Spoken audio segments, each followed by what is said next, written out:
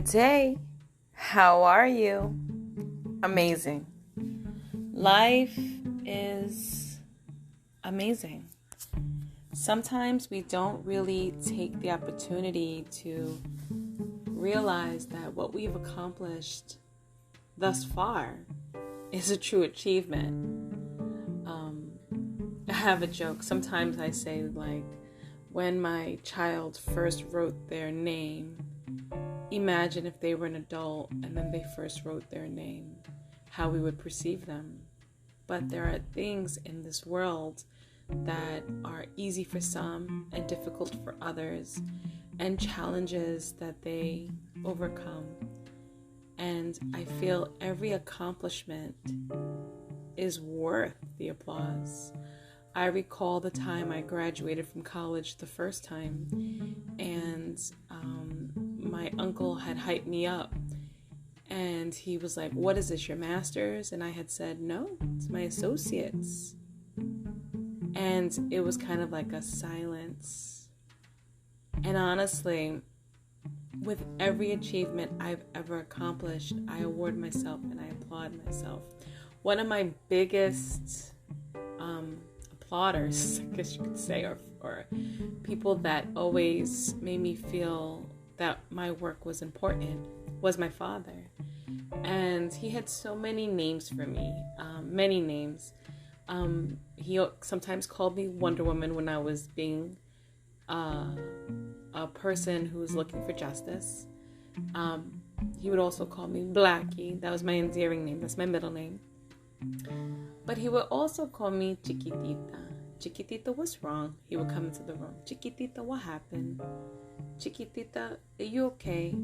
And I guess with each name he called me, and he also called me Fanito. Fanito, he called me all the time.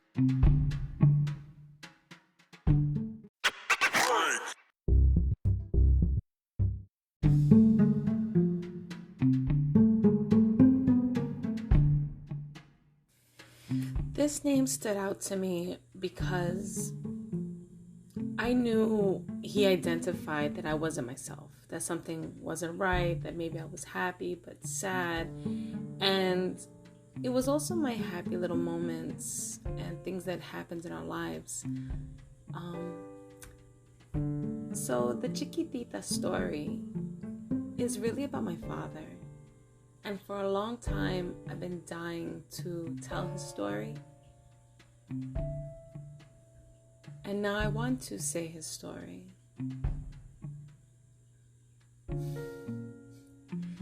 My dad,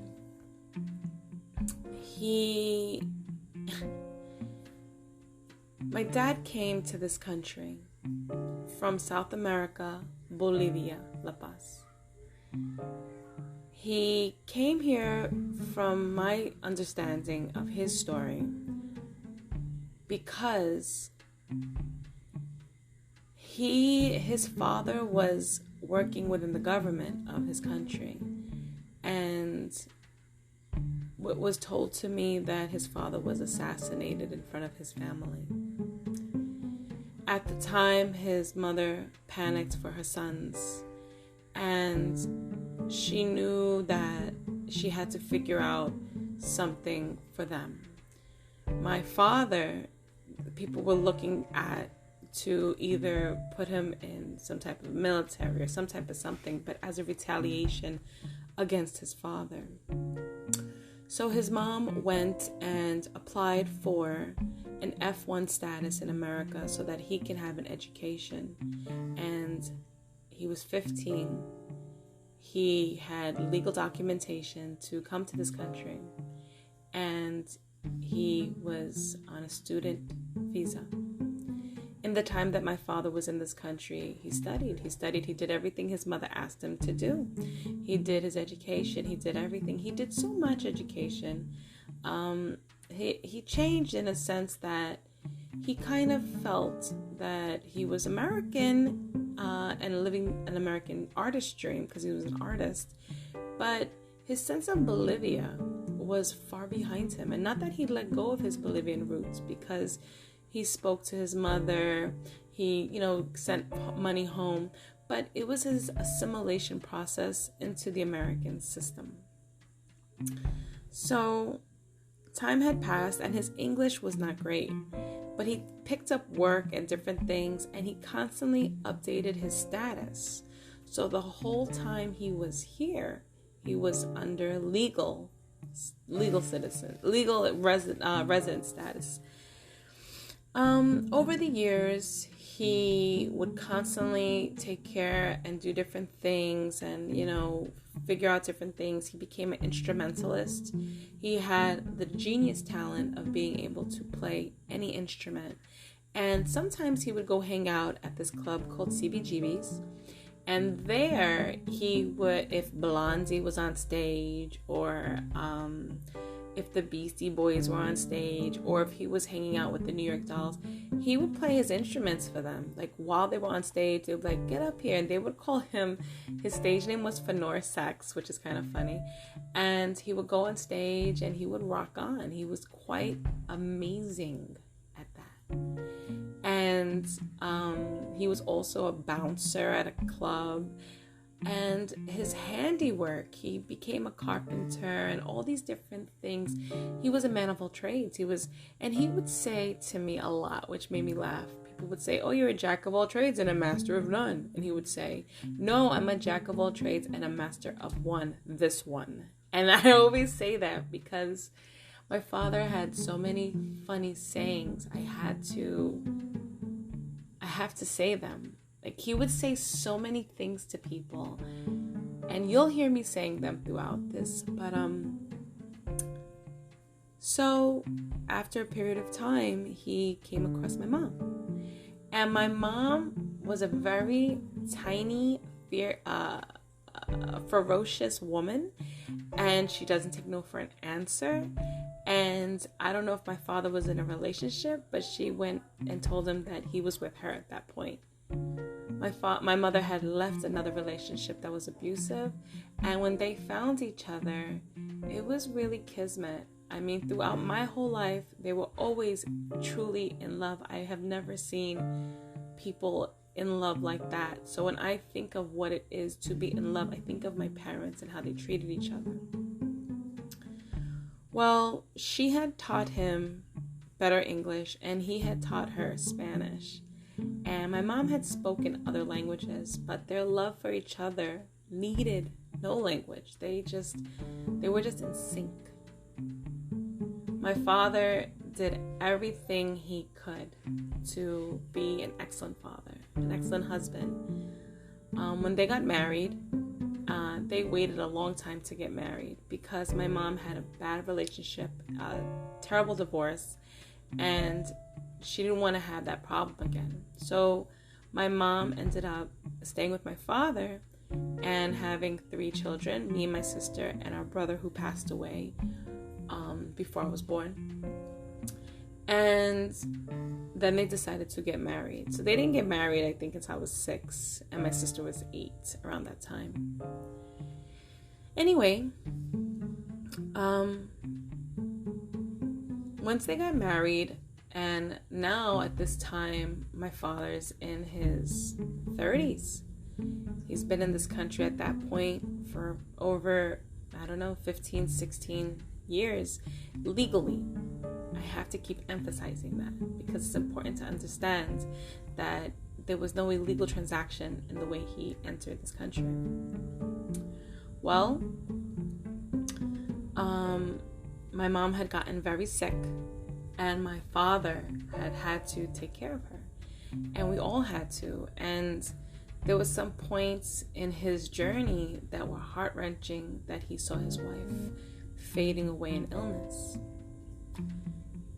My mom petitioned for him to become a citizen, and there was some issues with the petition. The first issue was, in order to petition for someone to become a citizen, you have to be able to, on your own 2 feet, show that you are financially equipped to providing for yourself and that person. So you honestly, you can't be on any assistance. And my mom, she was on Social Security because she was disabled. So you can't have any of those type of things. You have to be sound in your salary and your income, because you're saying that you want to provide for someone. But that wasn't the issue with his application. My father had his complete application and went to have a lawyer. The lawyer saw that my father did not have a lot of money and explained to my father, in return for you to have my legal services, can you renovate my home? My father thought a barter agreement, absolutely, why not? And he fixed this man's home. He renovated his bathroom, his kitchen, his bedrooms. He renovated everything in this man's house on his back, and he did it in between jobs. My father did have a permit to work, and so he did this just on his time off. My father was a super of 25 different buildings in New York City. When you're a super, usually a super of one building. My father had a bicycle, so he would go from each building every morning, every night, be on call, nonstop, helping all these different people's complaints, the light bulb, the this, the that. And then on his off time, would go to this lawyer's house and renovate. When there was nothing left to renovate, years had already passed. Years. And at this point, I believe I could have been maybe 12 or 13. The lawyer basically told my father, okay, well, I don't have anything more for you to renovate. So my father was like, okay, did you file my paperwork? And he was like, no, because it's going to cost more and you have to pay for it. The lawyer then kept my father's paperwork and would not give it back to him.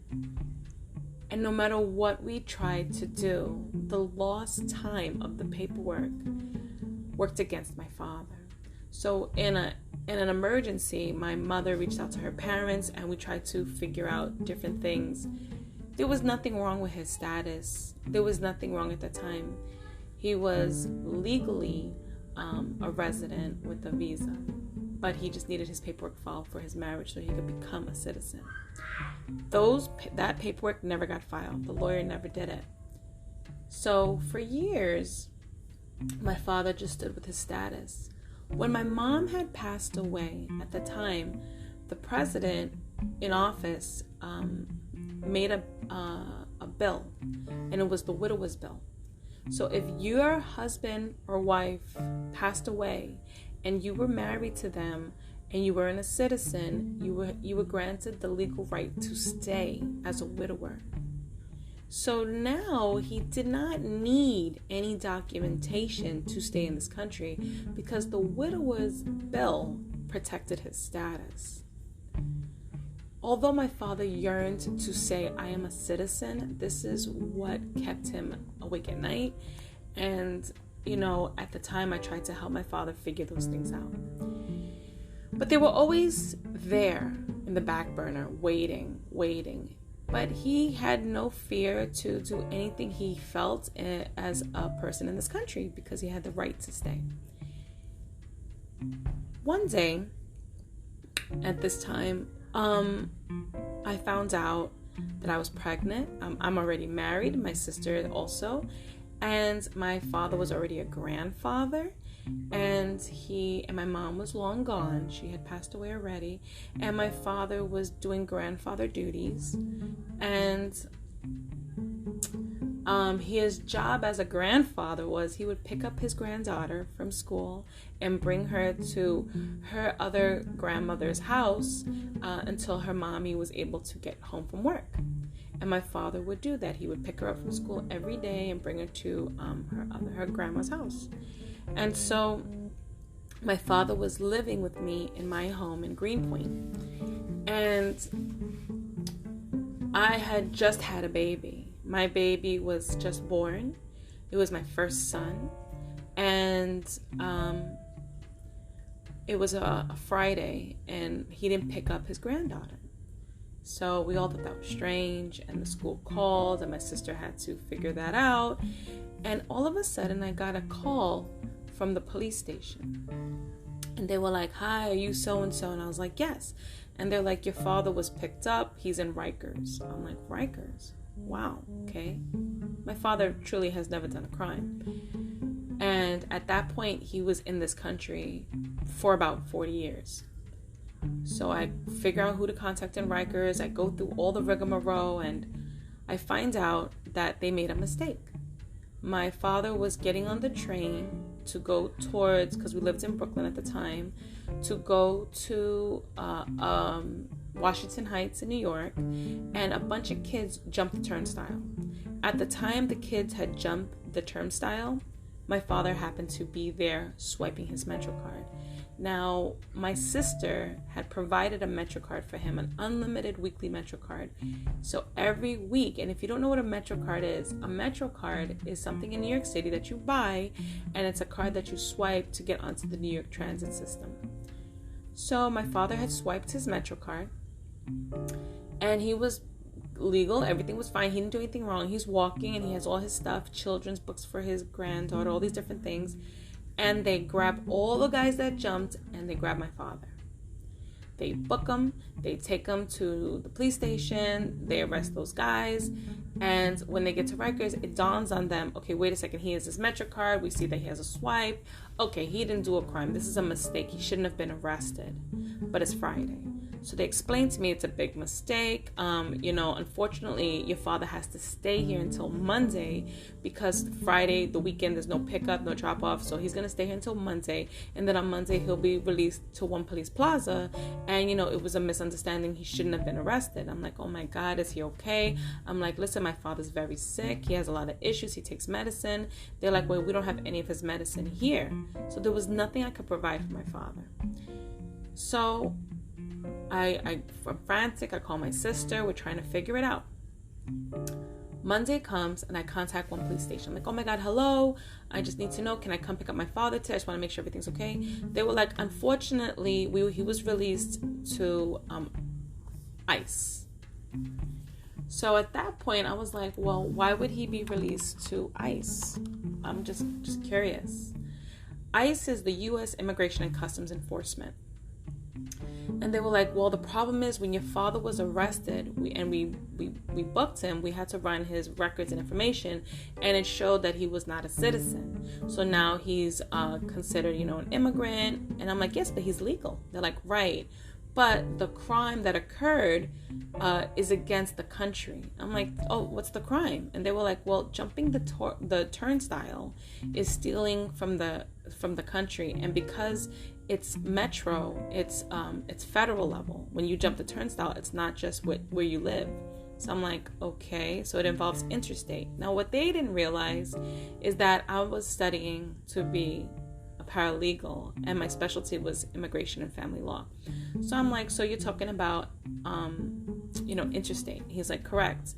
And he's like, but that crime of jumping the turnstile, it's called moral turpitude. A moral turpitude crime is an instant deportation.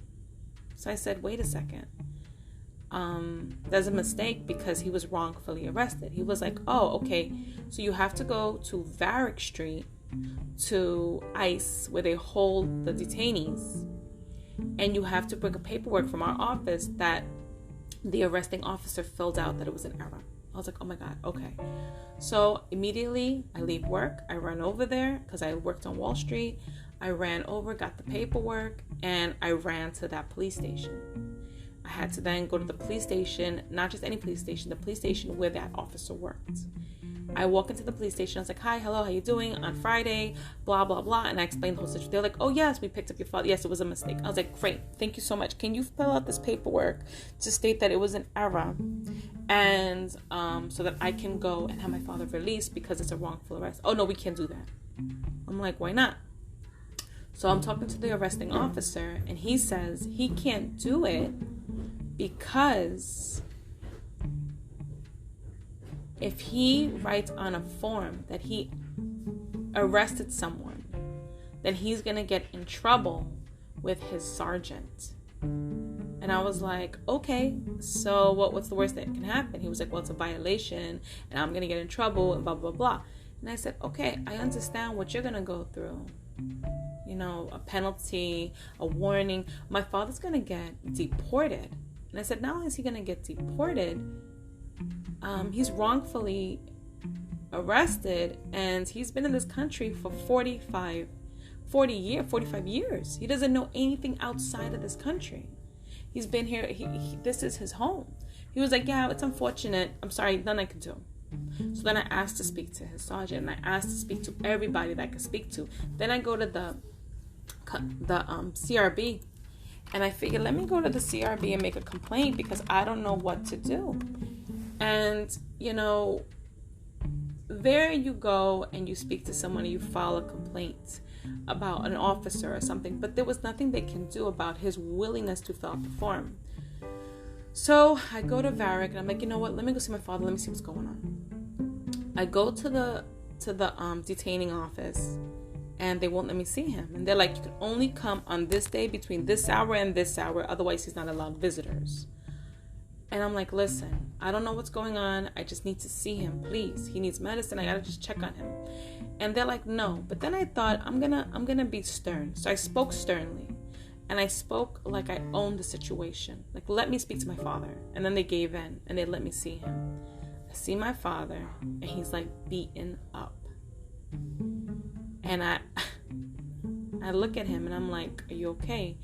The first thing I notice is that he's not in a light blue jumpsuit. He's in an orange jumpsuit. The thing that's important to understand is when you're arrested, if you're in an orange jumpsuit, that's a crime that was committed. Could be murder, could be robbery. Red could be more dangerous. Light blue is like light offense. He should have been in a light blue jumpsuit, but he was in an orange jumpsuit. And it's very important that I emphasize this. So then my father is like, Fanny, help me. Fanito, help me. So I'm like, okay, let me figure this out. So then I'm running around. I'm running to different offices. I'm going to the Bolivian embassy. I'm going everywhere I can go. And they were like, he needs to tell us what country he's from. And I'm like, what are you talking about? The moment we know his country, he gets deported. I was like, okay. So I said to my father, what are you telling them? He was like, well, I'm United States. I'm American. I'm an American. Any way you look at it, I'm American. The continent I'm from is America. So he's from South America and it's America. So I'm like, okay. So then I'm like, they're like, well, we're going to figure out what country he's from and we'll get the passport and we'll deport him. I'm like, doesn't he get a trial? Does he get a hearing? They're like, yeah, he's going to have a hearing and be deported. So I'm like, okay. All right, let me figure this out. This is 2008. I go leave and I go speak to my professor. I speak to immigration advisors, lawyers. And then I go back to visit my father and they moved him to New Jersey. So now he's in the New Jersey detainment unit. And I'm like, why is he moved? And they're like, we have to move him. We can't keep people here. So then I reach out to New Jersey. I'm like, I have to see my father. And they're like, oh, we moved him to Pennsylvania. So now he's in Pennsylvania. I'm like, okay. So then I contact Pennsylvania. They're like, he's in Delaware. This is within weeks. They're moving him. And I can't see him. Finally, he ends up in Brownsville, Texas. Detainment center. You can only visit him on a Saturday at 1 o'clock. Okay? And you get 15 minutes. So I'm contacting my father, writing letters, trying to figure things out. I find a loophole where I could have a petition. So now me and my sister, we're on Astor Place in New York City. We need 1,000 signatures to get a petition, to get a law passed for him, which would be a bill that will allow him to be released on a wrongful charge. We do this fighting for 2 years. For 2 years, we fight to get my father released from a detainment center because they cannot figure out that he's Bolivian. So they're like, listen, if you don't tell us by the 3rd year where you're from, we're just going to deport you to Mexico. And that was a shock to me. But through my investigation and my research, I found that they do that to a lot of people. They get deported to Mexico, and they're from all over when they don't declare their origin a country. So for my father, I said, sit tight, we'll figure it out. Trying to figure it out, speaking to lawyers, I felt so sad because one of the big things that aches my heart is a lot of my family and friends tried to help, but they felt like some people kind of forgot that I had a father, forgot that I was struggling with this, forgot that I was trying every day to put a smile on my face. But what's wrong was my father was taken from me. And he was alive, and he was nothing wrong with him, didn't do a crime. He was innocent.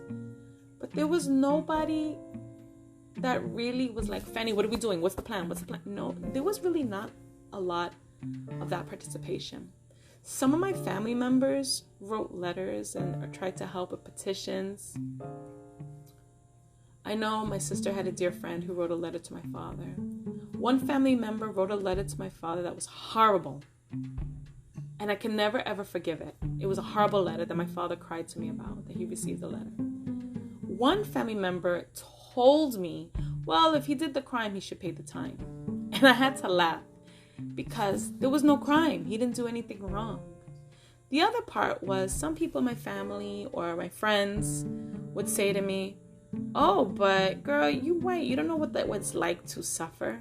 I'm like, I'm mixed. I'm Latina and Jewish, but what does it matter what I am? My father is an immigrant, and right now I need support. When my mom died, that was the hardest thing I ever had to endure. Pain. But when my father went through this ordeal, this is something that I can't heal from. I just cannot ever heal from. That I'm brought to tears when I think about it. My father, he hates tattoos. And in the process, I was like, well, one day I got a tattoo on my arm, and my father was like, oh, I hate that you got a tattoo. Why you did that? That's against God. My father hated that idea of tattoos. I said, well, I'll show you. You'll like it. My father told me while being detained, he was raped by a guard. He was beaten by a guard. And then one day, this nurse called me on the phone. And she told me that my father was in the care unit because he was beat up so badly by a guard after being raped that she believes that his stomach is bleeding. I couldn't believe the story. And she was afraid for her life to call me. And she said, I needed to give you the message because my father hadn't called me. And my father and me spoke every day, like around 11. And I hadn't spoken to him. And so she's like, do me the favor. Don't write any letters with information for your father. And don't talk about it on the phone. Because they read those letters and they listen to his conversations. And that's why he got beat up. And I asked her, can you come forward? And she's like, she can't come forward. She's afraid for her life. I didn't realize my father was going through. This was anything for a daughter to hear about her father. My father who stood tall, the hero of my life.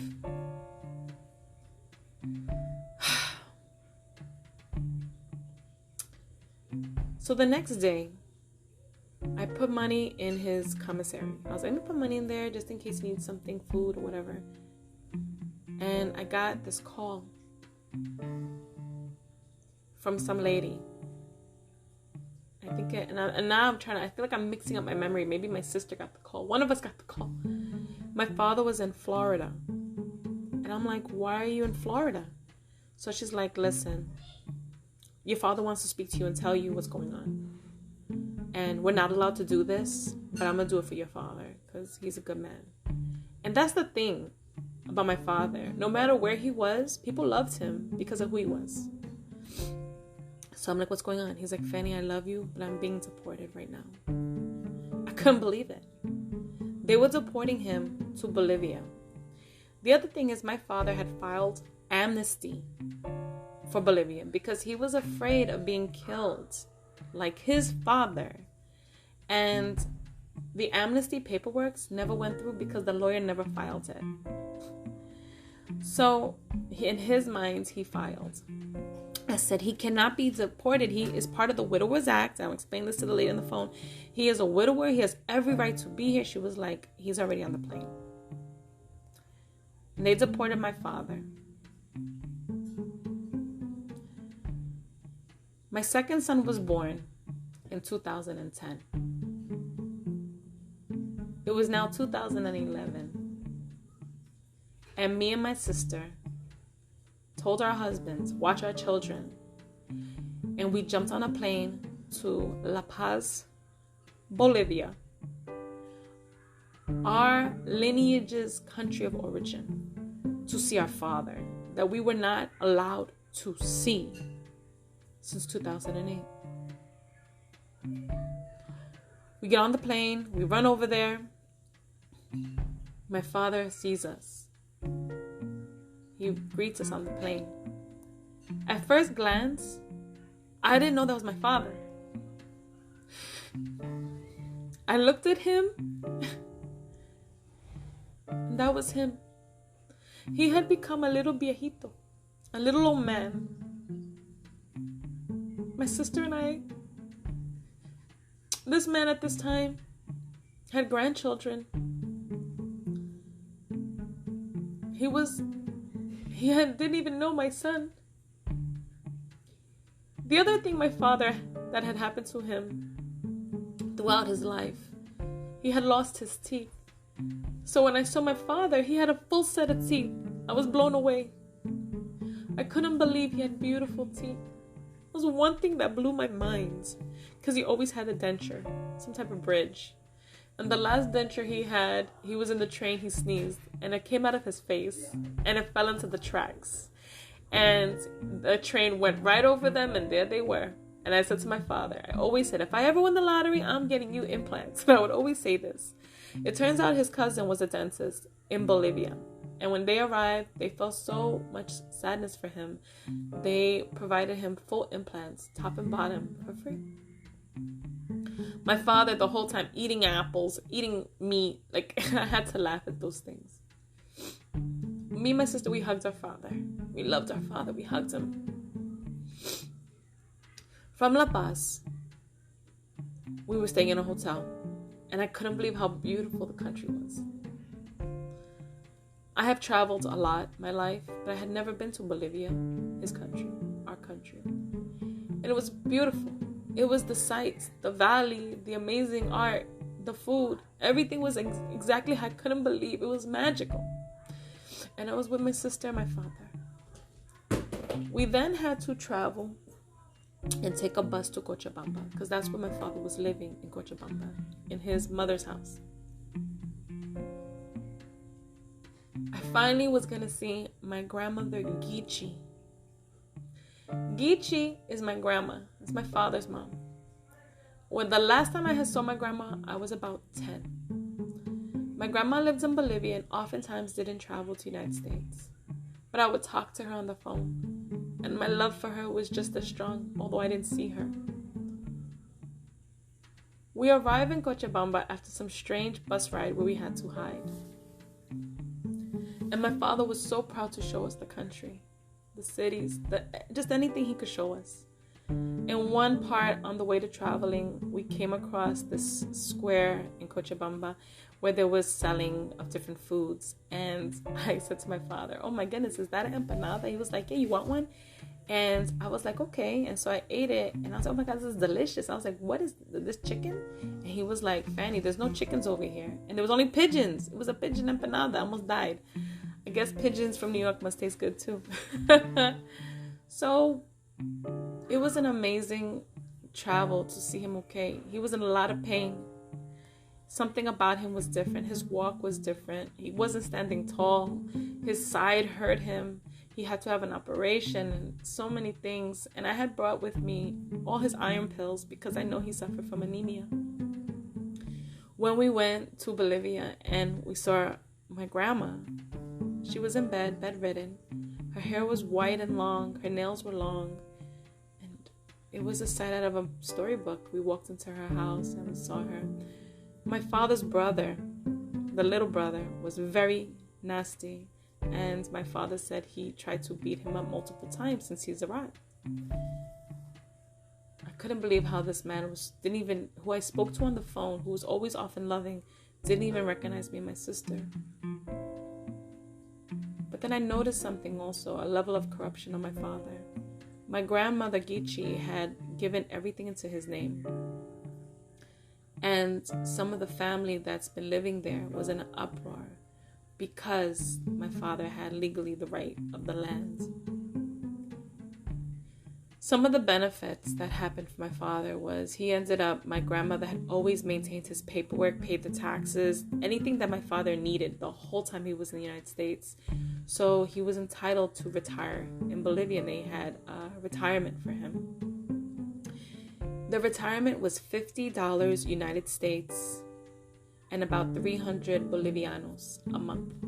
That was what he got every month. And plus whatever me and my sister could send. When we left to go back home, I didn't want to leave. I felt like I was never going to see him again. I felt like I was abandoning my father, but I had to leave. We kept in contact. And after that time, when I would go to Ecuador, I would have my father visit me in Ecuador. And we would spend time with him, and he got to meet my sons. We then, of course, went to Dominican Republic on a family trip, and he got to visit us there too. But time had moved on while he was in Bolivia, and there was a big struggle about the land. One day, I received a notification that, because I kept reaching out to our government about allowing my father to come back, and they were like, he can come back. He can legally come back. You would just have to file for a tourist visa, and then he could be reinstated. And I was like, this is wonderful news. And I said, so we'll probably have him back home maybe by March of 2018. This is wonderful news. But I couldn't get a hold of my father, and this was now August. And no matter what I did, I could not get in touch with my father. I called him. I reached out to all his cousins, Facebook, everything, nothing. One day in August, I got a call from his brother. Actually, his son. His son was messaging me on Facebook to call. And I'm like, hi, what's going on? I'm like, I have great news. My father can come home. This is so great. I'm like, I haven't been able to speak to him. Can you put him on the phone, please? I have great news, and I'm about to send him another package of iron. Please put him on the phone. And they were like, we can't put him on the phone. And I was like, why? And they told me that my father had a heart attack. That was an anemia-induced heart attack. And he died. And I said, it's not true. I provided him iron. The only way to help your anemia is to take iron. And I suffer from anemia. So I understand when I don't have my iron, what happens. My body deteriorates. I said, there's no way. There's no possible way. I gave him enough iron. They're like, he didn't have his iron. I'm like, he had to have it because I gave it to him. And I'm like arguing on the phone, like, put my father on the phone. And they're like, Fanito? They call me Fanito. And that's my father's name to call me. They were like, he died. And I said, please. That weekend, my niece had her sweet 16. And they went on a cruise. And me and my husband, we couldn't go. We couldn't afford to go. But we were happy for them. While they were on the cruise, I found this out. I screamed so loud. Even at this moment, the pain is rushing through me.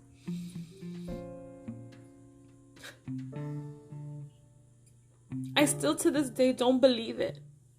Because there was so much work that I put into to get him back.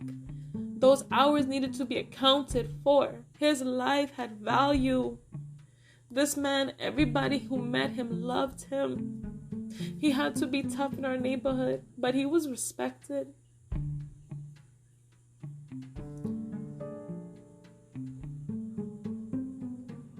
He did not deserve to die like that.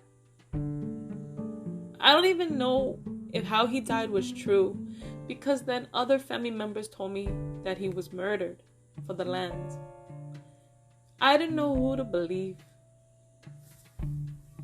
One of my family members said, from my father's side, that he wrote my sister and my name on the land. So the people that hurt him can't even have the land because we have to come to release it. And then family told me in Bolivia that, oh, come over here and we'll give you the rights because we're going to sell this land for 600,000 American dollars. 600,000 American dollars is millions in Bolivianos. And my one father's cousin, and I'm not going to say names about anyone because I'm not going to put anybody out there. My one father's cousin told me, do not come. If you come, you'll be murdered for the land. I don't know how to even understand or digest what happened to my father. I don't even understand or how to digest me wanting to go to Bolivia and find out the truth. But me being afraid to go to, I'm not afraid of any country. I'm not afraid. Things happen and you have to respect different laws and you have to respect different cultures. And I do, and I travel. But for my father to be disposed of for land, his mother's land, I don't even know the truth of how my father passed away. How did he suffer? Did he need me? Did he want me? Why didn't anybody call me? I call my father every day at 11 o'clock. 10:15 is my mom's birthday. So anytime I look at a clock, I see 10:15. I'm like, oh, my mom. But every day my father will call. He calls at 11:15 because the time difference. So it was always 10:15 for him, but it would always be 11:15 for me. If that's correct, if I'm saying it correctly. And when I would look at the clock and see 11:15, I know it was 10:15 for him. Every day, like at 11, I look at the clock, I'm like, oh, yeah, he's not here. I had to understand that my mom passed away by things that happened in her life. My mom was a smoker, so she had water on the lung and she had heart issues, and those two things failed her kidneys during an operation that maybe she shouldn't have had, and she died a horrible way during surgery, and she suffered through her death. But there was scientific reason for the death, and although it tore me up, what was the reason? My father had medicine. Why was he deported? Why was he detained? Why wouldn't the officer just fill out the paperwork? This is not the story that I want to be my father's story.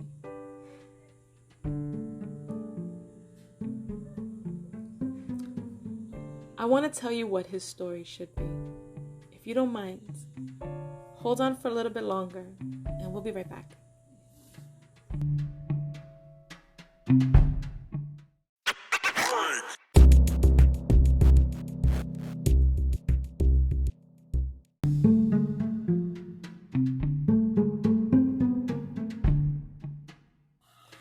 Thank you so much for waiting. For a long time, I wanted to talk about this, and I was afraid. But I'm not afraid anymore. My father deserves the respect that he should have gotten his whole life. The respect that he deserves. When my father had passed away, we did a service for him at his church that he loved so much on 14th Street. The 14th Street church, he would often go into whether or not there was a service. It's the Immaculate Conception Church, just in case. It's on 14th Street and 1st Avenue. And he would often hang out there, and some of my friends' parents would go to that church. And he loved that church because my mom loved that church. So we wanted to have something for him. Things didn't happen within communication within my family. So we weren't even able to have a mass for him.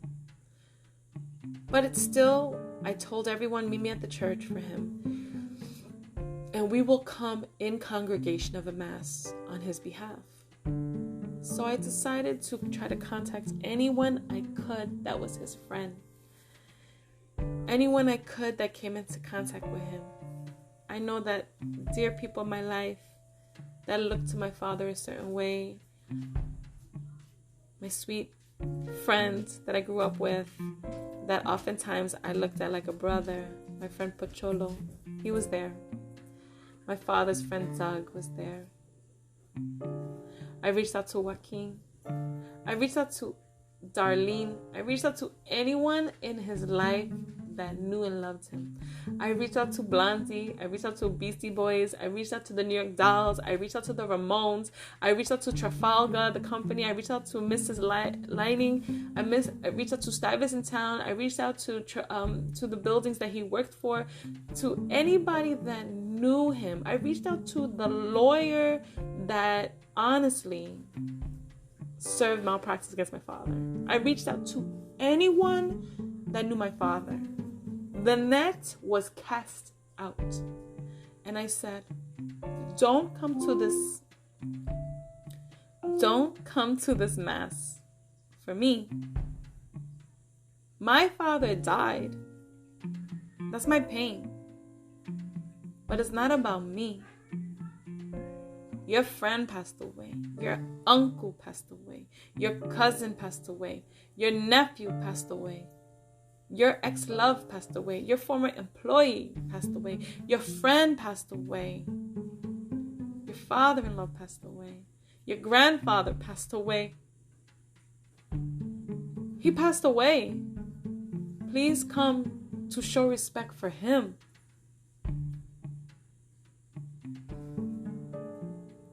People came. They came. They spoke about him. They were there. His name wasn't written down in a mass. There was no flowers arranged for him. It was for him to be there and to pray. In the Bible it states, whenever you come in 3, Jesus will appear. And let me explain to you, there was more than 3. I felt the air of heavy turn to light. I asked, please, in my prayers, just to allow him to enter.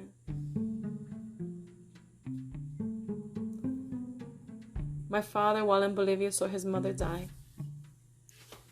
But he got to see her before she died. And he wasn't able to see her for 45 years that he was in the United States. People often look at me and say, well, what are you? Where are you from? What is this? What is that? You know, I'm so curious. And I respect that. I'm a mixture of many things. I'm Lower East Side. I'm New York. I'm Brooklyn. I'm North Carolina. I'm Poland. I'm Russia. I'm Bolivia, South America. I'm La Paz. I'm Cochabamba. In my DNA that I did it, I'm indigenous. I'm Jewish. I'm Catholic. But the most important, I was his daughter. His devoted daughter, like my sister. We loved him. And he deserved more. And I hope that when you listen to this, you understand why when I smile, there's still some sadness in my eyes. And I hope that when you hear this, you understand that, yes, I post happy moments.